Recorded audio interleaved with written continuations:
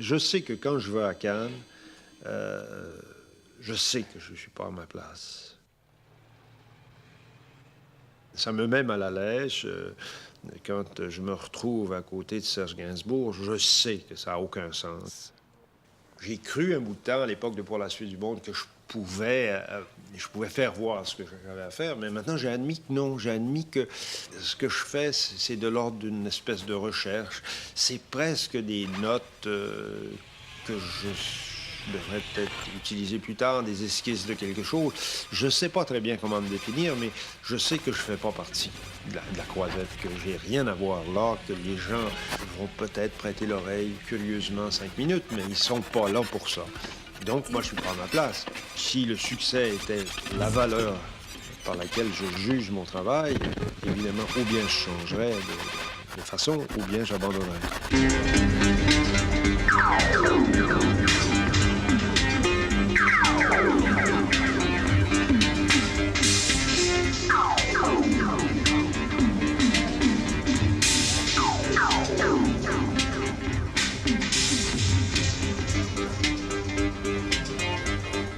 Pierre Perrault, bonjour. Merci d'être venu avec nous sur la plage du Grand Hôtel. Vous avez débuté comme écrivain à Radio-Canada. Ensuite, un premier long métrage avec Michel Brault. Et comment vous vient l'idée d'un scénario? Il n'y a jamais de scénario. Il n'y a jamais de scénario. C'est la vie qui se scénarise elle-même. Elle n'a pas besoin de moi. Mais alors vous tournez vos films en improvisant constamment? Parce que c'est pas moi qui improvise, c'est la vie qui improvise. La Bête lumineuse, ça fait pareil. La Bête lumineuse, ça a vidé. Le Festival de Cannes, vide. Il y avait 2000 personnes. Hey, c'était le deuxième film dans le Nouveau Palais, deuxième film de la sélection Un certain regard, ça s'appelle. Un certain regard appartient à la section officielle des films qui sont présentés à Cannes et qui font en principe le Festival de Cannes. Il y a un comité qui sélectionne tous les films qui voyagent pendant toute l'année en Europe, aux États-Unis et ailleurs, qui sélectionnent un certain nombre de films. Mais ces films-là, justement, représentent essentiellement la quintessence de ce qu'est le pays. Un film canadien qui passe en ce moment représente vraiment le Canada, intrinsèquement le Canada, et ainsi de suite. Tous les pays qui sont représentatifs sont sélectionnés dans ce sens. À la fin, il y avait 2000 personnes. À la fin, il en restait 500. C'est un maudit beau succès. Nous sommes toujours en direct du Carlton, ici à Cannes, au premier étage sur la terrasse. Dans quelques instants, Pierre Perrault nous parlera de La Bête lumineuse. Auparavant, publicité. Pensez à la chicorée Leroux moulue. Bien pratique pour tous ceux qui emploient le café moulu. Pensez à la chicorée liquide Leroux, 100% pure, que chacun peut sucrer à volonté s'il le désire. Ces deux produits Leroux sont aussi deux trésors de bienfaits. Alors, Pierre Perrault, La Bête lumineuse, c'est salué comme un excellent film, comme un chef-d'œuvre. On vient de me montrer la critique du Monde. C'est un moment unique de cinéma, dit-on. Le monde peut se tromper. Le monde peut se tromper, mais Pierre Perrault pas. Aussi. Si. Je me trompe souvent. Je me suis trompé tout à l'heure en répondant à ta question quand tu m'as demandé si j'avais vu le film de Gainsbourg. Comme il était à côté de moi, j'ai pas osé dire que j'avais pas du tout envie de le voir. C'est pour ça que je l'avais pas vu. Pierre Perrault, est-ce que vous avez vu le film de Serge Gainsbourg? Non, j'ai pas vu le film de Serge Gainsbourg parce que hier soir, j'étais encore sous l'effet de la projection ratée qu'on avait eue. Alors, je suis pas allé voir le film. Mon métier de journaliste animateur m'oblige à vous poser la question d'aller plus loin. Pourquoi vous n'avez pas envie de voir le film de Gainsbourg? Parce que moi, je ne vais pas au cinéma. J'aime pas ça voir des films de parade, des films qui essaient de scandaliser. C'est fait pour les enfants, ça. Ça ne m'intéresse pas du tout. Il y a des gens qui ont le droit de s'intéresser à ça. Personnellement, je ne m'intéresse pas à ce genre de cinéma-là. Et d'une certaine façon, je peux dire que je m'intéresse même pas au cinéma. Et c'est pour ça que ce que je fais avec une caméra, c'est quelque chose de différent qui a peut-être pas sa place tout à fait ici. C'est la cathédrale du cinéma ici. Toutes les idoles sont là, se promènent dans la rue. Et les personnages comme les miens, les personnages de la vie, ils sont condamnés à quoi? À être des spectateurs. Ce sont ces hommes-là qui m'intéressent, des hommes de chair et de sang. Le berger m'intéresse, mais pas Jane Fonda en bergère. Alors Pierre Perrault, c'est assez curieux quand on lit dans le dossier de presse et quand on entend dans le film, nous allons faire la chasse à l'original. Et finalement, l'original, c'est un peu la quête du Graal, puisqu'ils ne l'atteindront jamais, ils ne la trouveront jamais. Et peut-être que le trouver, c'est pas vraiment le but, ce qui compte, c'est de chasser. L'original, c'est une faute de typographie. C'est quoi? C'est l'orignal. Ouais. L'orignal, un mot indien, c'est un mot indien qui désigne le grand élan d'Amérique.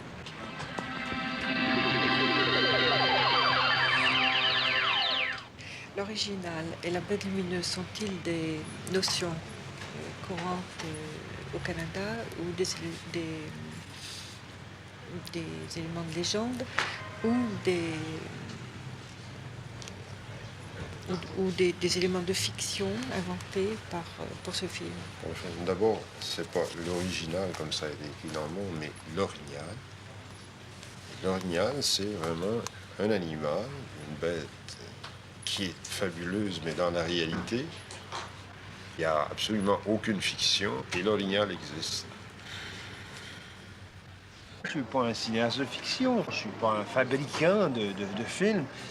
Je cueille des films. Absolument comme un chasseur. Moi, je crois sincèrement que le cinéma que je fais, c'est un cinéma qui cherche à être aux aguets. Qui, évidemment, à un moment donné, est obligé de prendre une piste. Une piste qui peut être une idée quelconque. Tu t'en vas, tu fais face à l'impossible, tu as une petite hypothèse ridicule, puis tout à coup, il y a le hasard. Et puis tu suis le hasard. C'est comme la chasse. Je donne cet exemple-là parce que j'ai toujours l'impression que quand je fais un film, je suis à la chasse. Il y a des pistes, et je me laisse inspirer par des pistes. Puis, au bout, il y a une bête ou il n'y en a pas.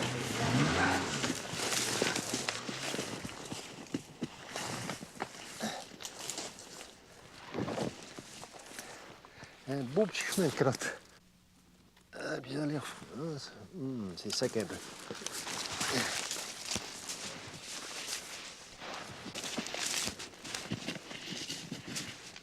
Il y en a pourtant.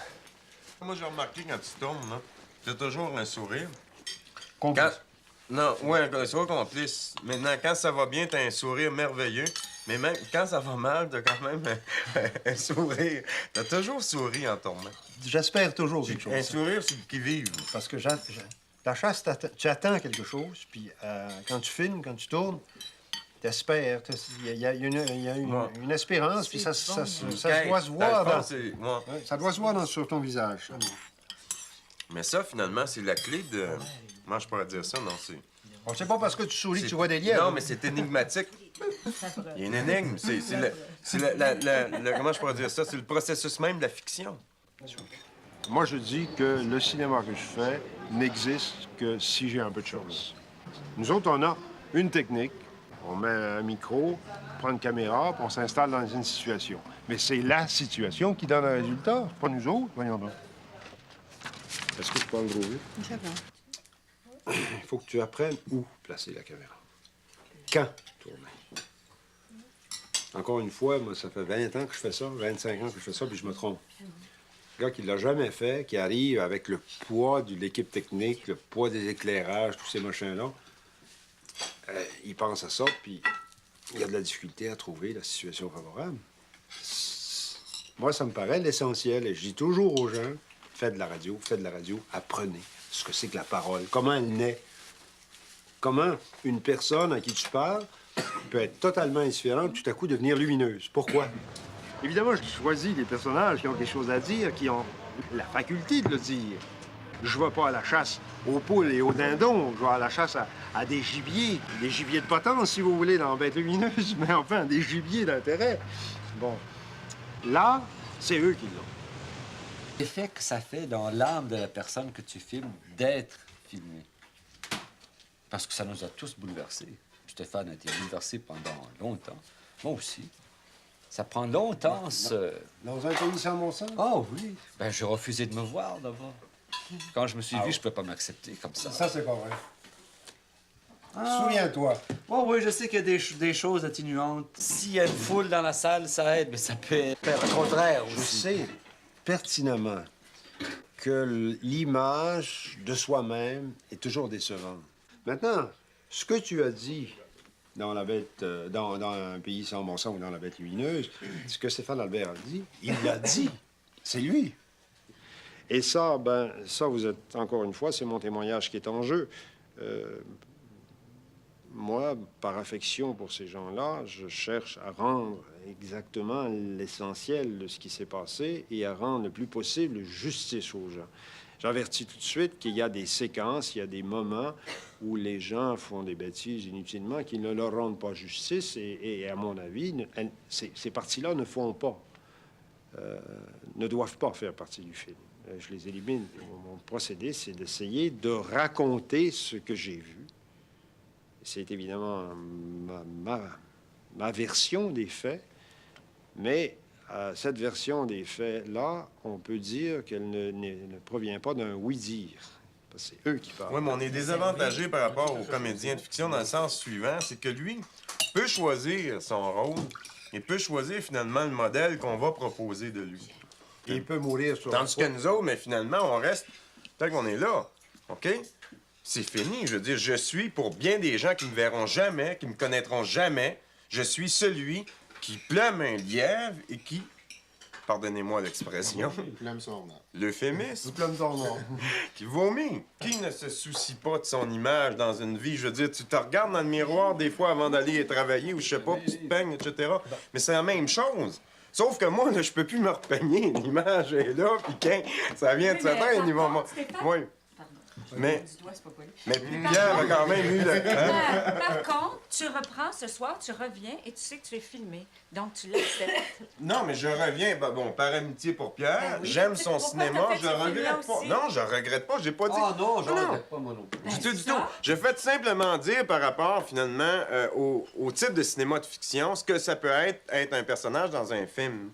Tu comprends-tu? On a tous des moments de grande vulnérabilité ou de choses de ce genre, mais si on te filmait à un moment où c'est un moment très intense pour toi, c'est dur de le revoir, ce moment intense. Moi, j'essaie de découvrir en chaque homme une inspiration. Quand elle n'est pas là, quand elle tarde à venir, je l'attends même avec la caméra.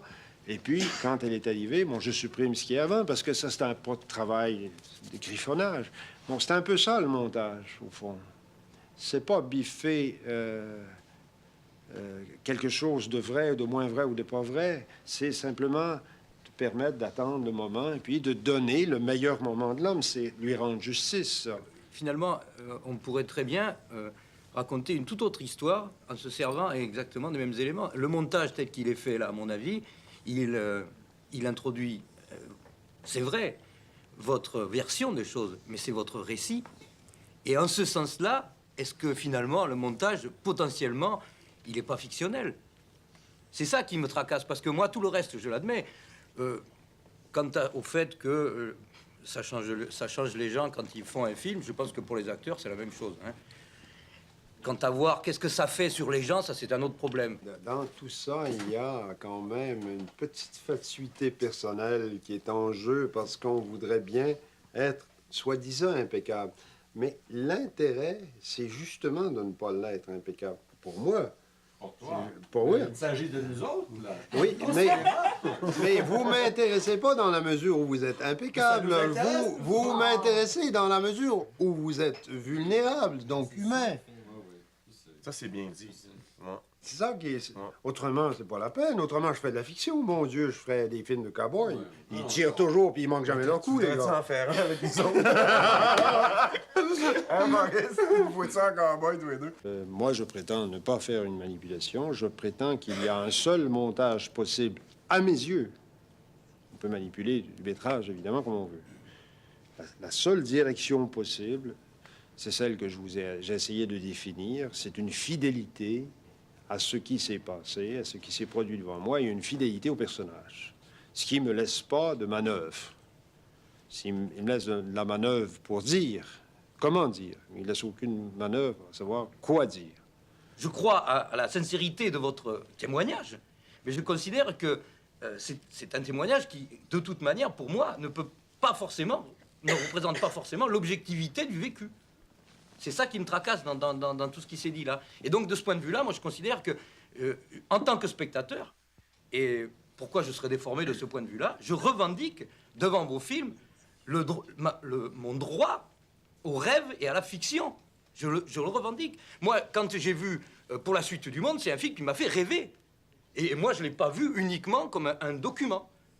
Et tous vos films, d'ailleurs, ça a été pareil. Moi, je sais pas, enfin, j'ai encore des images des voitures d'eau dans la tête, et c'est pas parce que c'était un document. C'est parce que dedans, il y avait des choses qui me parlaient du point de vue de mon imaginaire, du point de vue de la fiction.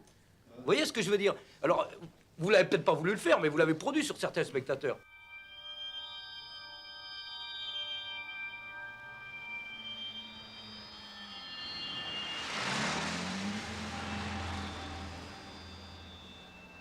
Je fais un cinéma à hauteur d'homme. Il y a toute la terre pour vivre. Qu'est-ce que c'est que ce besoin de rêver? Je veux bien qu'il existe, mais je voudrais que... Moi, je veux avoir d'autres préoccupations, c'est tout, parce que j'ai plus envie de rêver. J'ai envie de vivre avec des gens en chair et en os. Moi, je voudrais bien avoir des baleines volantes dans mes films ou des mammouths, s'il y en avait dans la réalité, si je pouvais y faire face. Mais... c'est pas ça l'essentiel, parce que c'est pas ça que je poursuis. Je poursuis la poursuite des hommes, et non pas l'objet de leur poursuite. Moi, quand j'avais 30 ans, quand je suis arrivé à l'île aux Coudres, je croyais, parce qu'on me l'avait dit, puis parce que d'autres le croyaient, que le peuple québécois était un peuple, et puis c'est les termes même que j'ai entendus quand j'étais jeune, était un peuple nordique, froid et taciturne. Je suis arrivé à l'île aux Coudres, j'ai rencontré Léopold, j'ai rencontré Grand-Louis, j'ai rencontré Alexis. Je me suis aperçu que ces gens-là, ils faisaient honte à Marius. Ils avaient un sens du superlatif absolument extraordinaire et ils n'en étaient jamais de parler. Guillaume, t'en rappelles pas, Guillaume, t'en rappelles pas, Guillaume, la fois que je t'ai battu. T'en rappelleras-tu, Guillaume, t'en rappelleras-tu, Guillaume, t'en rappelleras-tu, Guillaume, je t'ai battu. T'en rappelles pas, Guillaume, t'en rappelles pas, Guillaume, t'en rappelles pas, Guillaume, la fois que je t'ai battu. T'en rappelleras-tu, Guillaume, t'en rappelleras-tu, Guillaume, Guillaume, la fois que je t'ai battu. Rappelle-toi-en, Guillaume, rappelle-toi-en, Guillaume, rappelle-toi-en, Guillaume, la fois que je t'ai battu. Rappelle-toi-en, Guillaume, rappelle-toi-en, Guillaume, rappelle-toi-en, Guillaume, la fois que je t'ai battu. Dépêche-vous, je suis fatigué, rappelle-toi-en, Guillaume, rappelle-toi, Guillaume, rappelle-toi, Guillaume, la fois que je t'ai battu. S'il y avait une bonne femme à lui, il serait plus ardent. Il est tout seul, Boyard. On savait s'il y avait une belle créature à côté de lui, là. Oh, ben, il redoublerait ce bonhomme-là. Tu joues bien, mes petits-enfants, quand on danse avec une créature, faut absolument... Ça court dans les veines. Ça va partout, faut absolument qu'on surmonte la nature. Il n'y a rien de plus plaisant. Il y avait une poésie. Savez-vous ce qui est arrivé, là? Perrault s'est mis à parler. C'est plus de beauté ce que tu as appris, ce que tu as constaté à l'âge de 30 ans. Mais nous qui n'avions pas sorti de l'île aux Coudres, et mon père, on va pas de loin, voilà, tout. Mais depuis qu'on vous a rencontrés, là, puis qu'on sort, puis qu'on va en dehors, au Québec, on trouve les mêmes affaires que tu as trouvées, toi, quand tu es arrivé, que tu as connu Léopold, puis Alexis, puis Grand-Louis. On rencontre le même monde. Qu'il y a donc du monde qui sont donc chauds, puis qui sont donc comme nous autres. Partout, il y en avait des pareils à nous autres. C'était pas une trouvaille que tu avais trouvée là. Il y en avait beaucoup par chez vous. Ben, c'est par chez nous, ici. Mais c'était une trouvaille dans le sens que ce tempérament-là...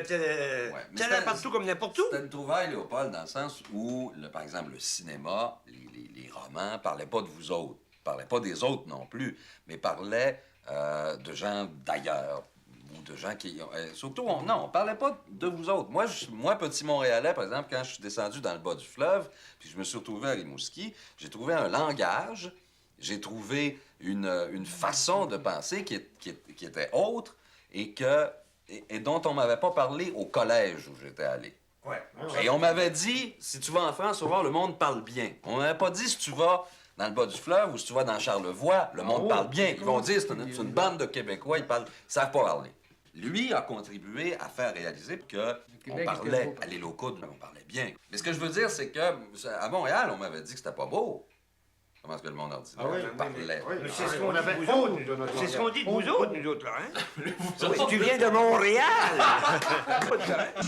On peut voyager chez les danseurs, chez les forgerons, chez les marins, avec les mêmes trouvailles, les mêmes émerveillements et les mêmes surprises, que de passer du désert à la banquise ou de passer de la mathématique à la littérature. Il y a 3 voyages. Il y a le voyage dans l'espace, il y a le voyage dans le savoir et le voyage dans la société. Et je crois que Pierre a compris ça et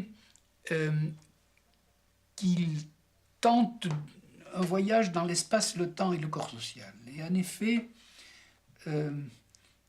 il y a des gens qui, pendant un certain nombre de siècles, n'ont jamais eu droit à la parole.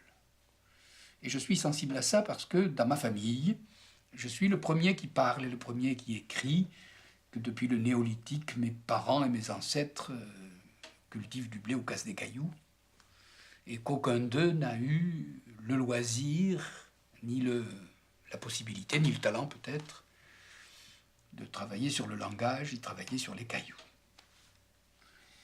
Et aller donner la parole à des gens qui ne l'ont pas depuis plusieurs siècles est une entreprise aussi extraordinaire que d'explorer le désert au XIXe siècle quand on s'appelait Stanley ou Livingstone.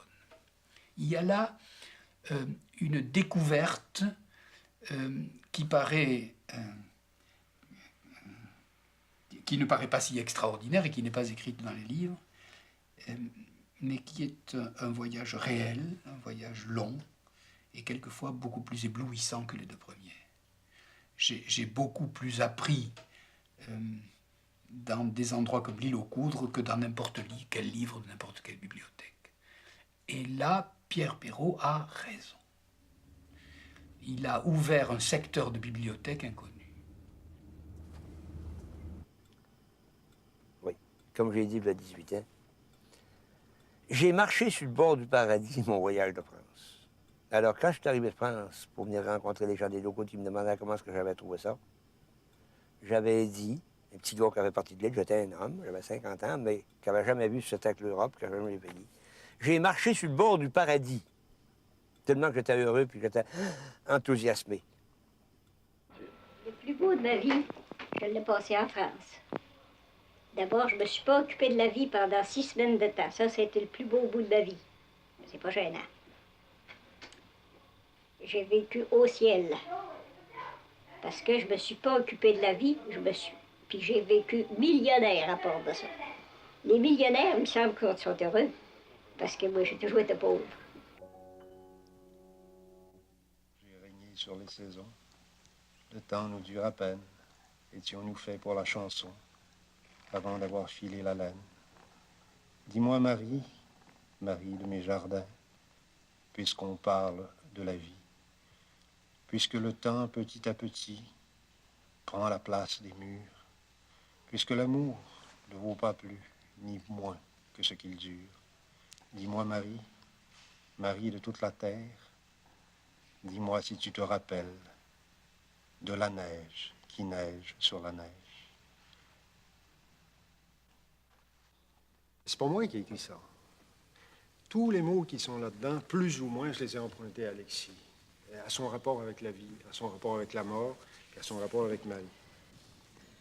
J'ai essayé, au fond, parce que cette Marie-là, tu l'as connue? Ah, mais tu penses? Parce que cette Marie-là était, pour moi, un être fascinant, parce que très beau, et à la fois très beau et à la fois très simple. Et le bonhomme Alexis, j'ai essayé de l'aimer à la place d'Alexis. Moi, ça m'a pris beaucoup de temps à la découvrir, énormément de temps. Et je l'ai découverte, au fond, un jour. Je la voyais avec Alexis, puis elle était là tout le temps, elle filait sa laine, et puis Alexis était là, qui bravache, qui contait des histoires. Puis un jour, je suis allé chez Alexis. Il n'était pas là. Il y avait que Marie. Je lui ai dit, on va parler de Noël. C'est tellement beau ce qu'elle me racontait. Et puis progressivement, j'ai essayé le plus possible de m'approcher d'elle. Et jusqu'à sa mort, tiens, il faut que je raconte cette petite histoire que je trouve très belle. J'allais la voir, puis elle me disait toujours des merveilles. Puis un jour, je suis allé la voir, entre autres, et elle me dit... et je voyais l'image du film où elle s'en vient de l'église, avec la neige qui tombe. Elle dit, je vais encore... Bon Dieu m'a tout donné, m'a tout enlevé. Elle croyait beaucoup au bon Dieu, bien sûr, et puis elle va dire, elle voyait plus clair, etc. Elle entendait dur. Bon. Sauf qu'elle a oublié une chose, c'est qu'elle n'avait pas perdu sa lucidité à aucun moment. Puis elle a dit, je vais à l'église, puis quand je reviens, il faut ma canne. Parce que j'ai de la difficulté à marcher dans le chemin. Parce qu'elle dit, à mon âge, on vit plus. On dévie. C'est peut-être ce qui m'est arrivé de plus beau dans toutes mes aventures, mes voyages sur la côte, c'est d'avoir senti vraiment que Marie m'aimait. C'était très, très, très émouvant parce qu'elle n'avait plus. Elle était fragile, c'était un oiseau. Puis quand j'arrivais, elle se levait, vite, elle était rapide, elle n'était pas pressée. Puis je l'embrassais, là, elle venait m'embrasser. Puis c'était tellement petit, tellement fragile. Et puis j'avais le sentiment que j'avais pas le droit de ne pas aller la voir. Je savais qu'il fallait que j'aille la voir. Et sans d'avoir réussi à me faire aimer comme je l'aimais, de cette femme-là, je trouve ça vraiment, vraiment émouvant. C'est vraiment extraordinaire. Ce que tu lui fais dire à Marie, enfin ce que tu dis sur Marie, c'est bien Marie, je ne sais plus où est le passage, mais Marie la terre. Jardins, Marie de, voilà, exactement. de Montpellier, donc ça, quand tu parles d'elle et que tu l'as... Tout à l'heure, tu as dit, cette chanson, je l'ai écrite parce que, en fait, je voulais l'aimer à la place de... Tu as dit quelque chose comme ça, je voulais l'aimer à la place d'Alexis, tu vois. Mais en utilisant les mots d'Alexis, mais c'est ça, je voulais l'aimer à la place d'Alexis. Et c'est vraiment une chanson... C'est la plus belle chanson d'amour que je connaisse. Peut-être pas tant que ça, mais c'est vraiment une chanson d'amour pour Marie. Enfin, et une chanson d'amour, vraiment, c'est ça. Je ne connais pas d'autres mots pour traduire mon sentiment à l'égard de cette femme-là. Et d'admiration. Ah, c'est certainement que c'est un très beau personnage. Mais en fait, on est obligé de constater, et je ne suis pas la seule à le faire, que l'absence de femmes, disons, dans ton œuvre filmique... Je ne me suis jamais posé la question de faire un film avec des femmes ou sans femmes, avec des hommes ou avec ceci ou avec cela. Et c'est peut-être à cause de moi. Ben, moi, je suis très physique. Hein? Bon, ben, je tends une pêche à marsouin. Mais la première femme qui est venue dans la pêche au marsouin, c'est la mienne. Il n'y avait pas de femmes dans la pêche au marsouin, je ne peux pas filmer des femmes. Là. Il fallait filmer la tienne, peut-être. Ben non, mais c'était après.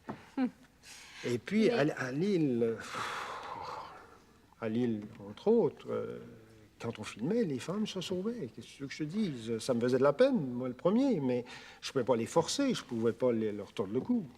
J'ai cherché à gauche et à droite, mais je n'ai pas cherché pour dire il faut absolument que j'ai une femme dans ce film-là. Non, ça ne m'intéresse pas, ce genre de démarche. Et puisqu'on parlait de la poésie tout à l'heure, dans la poésie, il y a la chanson de Marie, mais il y a beaucoup de femmes dans la poésie. Et En désespoir de cause, en particulier le poème le plus revendicateur, je dis qu'une femme... Je réclame une femme, je réclame qu'une femme. Je réclame Jeanne d'Arc, au fond. Enfin, je veux dire, la conversation sur le sujet, elle est sans fin, parce qu'en fait, toi, tu donnes des explications logiques, cohérentes, avec un enchaînement qui te satisfait, mais en fait, ce que tu en dis, à la limite, c'est pas très satisfaisant. Excuse-moi. C'est pas très satisfaisant parce que tu es en position de te défendre. Tu veux argumenter, tu veux te défendre. L'absence de femmes, c'est compensé par la qualité des rares femmes qui sont dans ces films. Une femme, c'est beau, ça. Dans le lit. Parce que tu sais qu'une femme déshabillée, c'est la bête la plus laide que tu peux voir sur la terre. Oui, c'est pas regardable. C'est vrai? C'est pas regardable. Ah, tu te joues encore de ça? Ben, moi, c'est pas regardable. C'est la seule chose qu'on ne peut pas envisager. On ne peut pas regarder. Faut pas regarder ça dans longtemps. Et tu peux pas regarder ça longtemps, parce que c'est une affaire incompréhensible. Tu peux pas comprendre dans ta verre, là. Il y a toujours un boîte, c'est gros de ci, gros de là, gros. Tu peux pas comprendre ça. Ça fait que tu jettes un coup d'œil, bon.